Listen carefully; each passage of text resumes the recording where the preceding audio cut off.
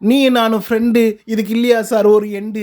எப்போ பார்த்தாலும் சாண்ட்ராவுடைய ப்ரோமோவை போட்டு ஏன் சார் சாவடிக்கிறீங்க?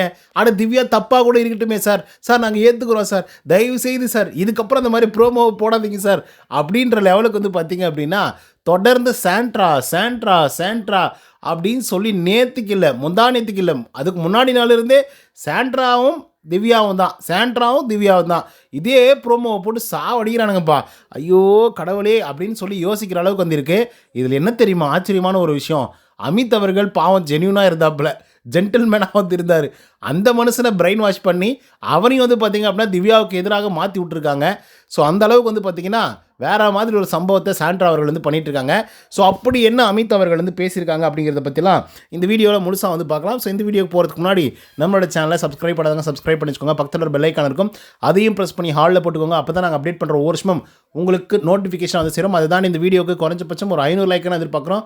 ஸோ லைக்கை போடுங்க, வீடியோ பாருங்கள், வாங்க இந்த வீடியோக்குள்ள வந்து போகலாம். சாண்ட்ராவும் அமித் அவர்களும் எப்பயுமே தனியாக உட்காந்து பேசுவாங்க அப்படிங்கிறது தெரியும். குறிப்பாக யாரை பற்றி பேசுவாங்க அப்படின்னு பார்த்தீங்கன்னா திவ்யா கணேஷை பற்றி தான் வந்து பேசிகிட்டு இருப்பாங்க. ஸோ ஆரம்பத்தில் எப்படி ஆரம்பித்தாங்க அப்படின்னு பார்த்தீங்கன்னா இந்த ஜெயில் பிரச்சனைலேருந்து ஆரம்பித்தாங்க. அதுக்கப்புறம் பிரஜன் எவிக்ஷனுக்கு வந்து வந்தாங்க.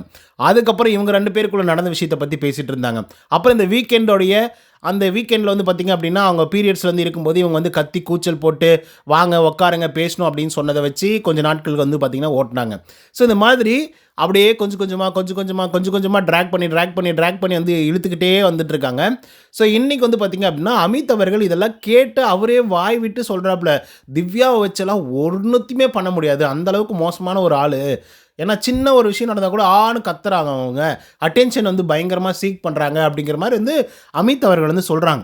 ஏன்னா கிச்சனில் சமைக்கும் போது அந்த மாதிரி பண்ணியிருக்காங்க அவங்க. அப்போ அதுக்கு வந்து நம்ம சாண்ட்ரா அவர்கள் என்ன சொல்கிறாங்கன்னா, இல்லை அவள் பார்வதி மாதிரி ஒன்று ட்ரை பண்ணுறா அப்படிங்கிற மாதிரி. என்னது பார்வதி மாதிரி திவ்யா ட்ரை பண்ணுறாங்களா? அட அந்த வீட்டுக்குள்ளே ஒரு பார்வதியே பார்க்க முடியாது, அந்தளவுக்கு மோசமாக ஒரு கேம் ப்ளே பண்ணுவாங்க. அப்படிப்பட்ட ஒரு ஆள் தான் பார்வதி. இதில் திவ்யாவுமா அப்படின்னு கேள்வி கேட்குற அளவுக்கு இருக்குது. திவ்யாவெல்லாம் வந்து பார்வதிக்கு ஒரு 10% வர முடியுமா? ஏங்க பார்வதி அவமானப்படுத்துறீங்க நீங்கள். ஃபஸ்ட்டு 50 டேஸ் யார் டேக் ஓவர் பண்ணது அந்த கேமை? பார்வதி தாங்க பண்ணியிருந்தாங்க. ஸோ பார்வதி இப்போ சைலண்ட்டாக வந்துருக்காங்க இல்லையா, அதே மாதிரி திவ்யா அவர்கள் எல்லாத்தையும் பண்ணிவிட்டு அப்படியே சைலண்ட்டாக இருக்காங்க அப்படிங்கிற மாதிரி வந்து சொல்கிறாங்க. இப்போ பாருங்களேன், வீக்கெண்டில் ஒரு விஷயம் வந்து நடக்கும். இப்போ எல்லாருமே என்ன யோசிப்பாங்க அப்படின்னா ஒரு விஷயத்தை அவங்க வந்து திருப்பி விட்டாங்க.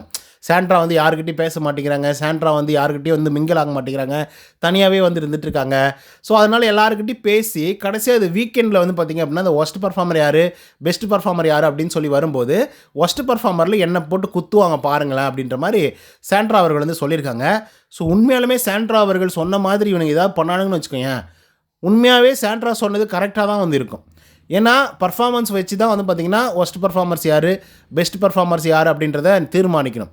அண்ட் வீக்லி டேஸில் இருக்கக்கூடிய விஷயங்களை வச்சு நம்ம தீர்மானிக்கலாம்.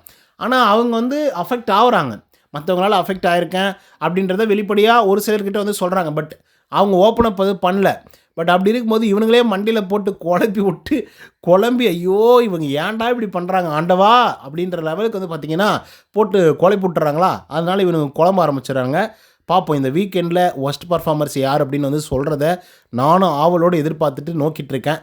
ஸோ நீங்கள் அந்த மாதிரி வெயிட் பண்ணுறீங்களா இல்லையா அப்படிங்கிறத கமெண்ட்ஸில் வந்து பதிவு பண்ணுங்கள். இந்த வீடியோ பிடிச்சிருந்தால் லைக் அண்ட் சப்ஸ்கிரைப் பண்ண மறந்துடாதீங்க. நன்றி, வணக்கம்.